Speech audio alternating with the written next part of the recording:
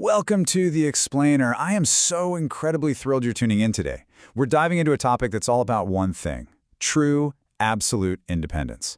We're talking about mastering off-grid solar system design. So if you've ever stared at a solar panel and thought, what does it actually take to power my entire life on my own terms? Well, you are in exactly the right place. We're going to take all that complex science and math and break it down into super manageable, bite-sized pieces. So, are you ready to completely pull the plug on the grid? I mean, it sounds like an absolute dream, doesn't it? Imagine it. No more frustrating utility bills. No more sitting in the dark when a local transformer blows down the street. But actually turning that dream into reality, it takes a bit more than just buying a handful of panels and keeping your fingers crossed. It requires a really logical, mathematical approach. And that's exactly what we're doing today. This explainer is essentially your ultimate sizing guide. It's a structured solution to breaking free from traditional power grids without all the stress and absolutely zero guesswork. All right, here is our roadmap for today. Number 1, calculate daily load. 2, size the battery bank. 3, size the solar array. 4, select the charge controller. And 5, we'll look at scaling and some key considerations. Let's just dive right in. Step 1, the foundation, calculating daily load. Okay, before we can even think about generating or storing power, we really have to know exactly how much energy your devices are actually going to use. To figure out this daily load, we have to define the core metric of this entire explainer, and that is the watt-hour. You're going to hear this term constantly in the solar world. Now, a watt-hour is really just a simple measurement of energy consumption. You calculate it by taking a device's wattage and simply multiplying it by the number of hours you use it every single day. Think of the watt-hour like the currency of your solar system. You absolutely need to know exactly how much you're spending before you can figure out how much you need to earn and save. Let's actually ground this math in reality for a second. Imagine you've got a standard laptop, and it pulls about 120 watts of power, right? And let's say you work on it for 5 hours a day. Well, 120 watts multiplied by 5 hours gives us a foundational daily load of 600 watt-hours. Honestly, it is really that simple. You would just do this exact same basic multiplication for every single device you plan to run. Your phone charger, your lights, maybe a mini fridge. Then you just add them all up to get your total daily energy expense. Now, just to keep things super clear for our explainer today, we're going to go ahead and build our entire hypothetical system around this 600 watt-hour daily load. Step 2, the reservoir, sizing the battery bank. Generating power is awesome, sure, but the sun goes down every single night. Your battery bank is that essential reservoir that stores your power for when the sun simply isn't shining. And to properly size this reservoir, we've got to introduce a pretty crucial industry concept. It's called days of autonomy. And it's exactly what it sounds like. How many days can your system run autonomously if the sun completely disappears behind thick storm clouds? The standard, safe recommendation here is to plan for 3 to 5 days of backup power. So let's look at the math. If our daily load from that laptop is 600 watt-hours and we want 3 days of autonomy, we just multiply 600 by 3. That means we need a usable battery reservoir of 1,800 watt-hours. Now, here's where it gets really interesting, because the type of battery you choose completely changes your math. You can't just go out and buy an 1,800 watt-hour battery and call it a day. If you choose lithium, specifically lithium iron phosphate, you are in luck, because they can typically deliver their full rated capacity safely. So a 2,400 watt-hour lithium setup comfortably covers our 1,800 watt-hour need with a really nice, safe margin. But lead-acid batteries? They should only ever be discharged to 50% of their capacity. If you go past that, you will permanently damage them. So to get that exact same 1,800 watt-hours of usable power, you actually have to buy a massive 3,600 watt-hour lead-acid battery bank. That depth of discharge limit literally doubles the size of the battery you need to buy. Kinda wild, right? Step 3, the engine, sizing the solar array. Okay, so now that we've got our reservoir built, we need an engine to actually refill it. To figure out how many solar panels you need, you first have to know how much fuel your engine is getting. And in solar terms, this is known as sun hours. Now, quick clarification. This does not mean the total hours of daylight.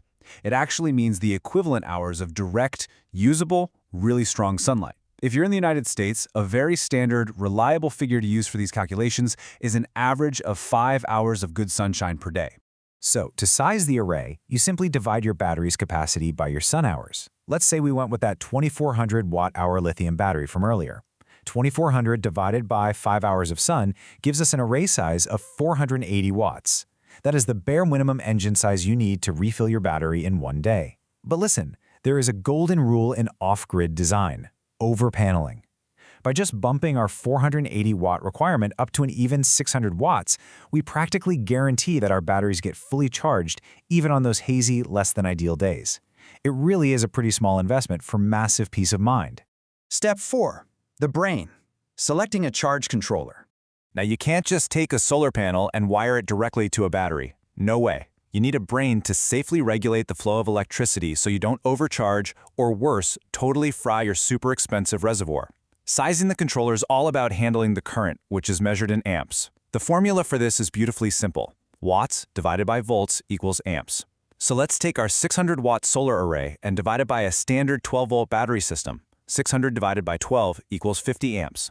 But wait, you never ever want to run your electronics at their absolute maximum capacity all day long. We need some breathing room. So you would size up and purchase a 60-amp charge controller. This gives you plenty of headroom, ensures efficiency, and protects the brain of your system from just burning right out. So the really crucial point here is understanding system voltage, because frankly it has massive financial implications. Sticking with a 12-volt setup is totally fine for small systems, but look at the incredible benefits of increasing your system to 24 volts or even 48 volts. By simply doubling the voltage, you cut the required amperage exactly in half. For that exact same 600-watt array, a 24-volt system only requires a 25-amp controller instead of a 50-amp one. And that allows you to buy a smaller, significantly cheaper charge controller. And it gets better. Lower amperage means you can actually use thinner, much less expensive copper wiring throughout your entire setup. It is a brilliant way to save literally hundreds of dollars while actually making your entire system a whole lot safer. Step 5. The reality check. Scaling for large loads. All right, we've pretty much mastered the basic building blocks using a small laptop setup. But let's see what happens when we stack these blocks up against the ultimate power-hungry appliance, the air conditioner.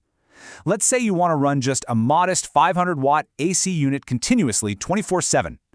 Let's do our foundation math one more time. 500 watts multiplied by 24 hours equals a staggering 12,000 watt-hours, or 12 kilowatt-hours, every single day. To give that kind of load our standard 3 days of autonomy, you are looking at a required battery bank of 36 kilowatt-hours. And here is the heavy reality check. To build a 36 kilowatt-hour lithium battery bank just to support that one single air conditioning unit, you are looking at an estimated cost of approximately $30,000. Yeah, and that is just for the batteries. You would also need a massive 10 kilowatt solar array just to recharge the thing. This perfectly illustrates the ultimate trade-off in off-grid solar. Powering small electronics, it is incredibly achievable and super affordable. But trying to replicate a 24/7 modern climate-controlled grid experience, that requires a massive financial investment. Energy efficiency isn't just a nice thing for the planet. When you go off-grid, it is absolutely essential for your wallet. Before we completely wrap up, we really need to cover a few final super crucial environmental caveats that can literally make or break your setup. First up, you have to adjust for your local weather. If you live out in a relentlessly sunny desert, you might actually get away with fewer days of autonomy and a smaller battery bank. On the flip side, if you live in a really cold climate, you need to be extremely careful. Cold temperatures actually cause solar panels to experience these really sharp voltage spikes early in the morning. This is exactly why we insist on giving your charge controller that 25% headroom. It absolutely needs to absorb those cold morning spikes without catching fire. Finally, quality matters. Good quality devices have built-in safety margins, while cheap, off-brand equipment will often fail completely, catastrophically if pushed to its rated limits. So we've laid out all the building blocks today. You now have the actual mathematical formulas to calculate your load, size your battery reservoir, build your solar engine, and protect the whole shebang with the right brain. The path to power independence is literally right in front of you. So I'm going to leave you with this final thought. Grab a pen, take a look around your room right now, and start multiplying those watts by hours. What is your daily off-grid energy number? Because once you actually know that, true independence is just a few simple calculations away. Thanks so much for joining me on The Explainer, and happy building!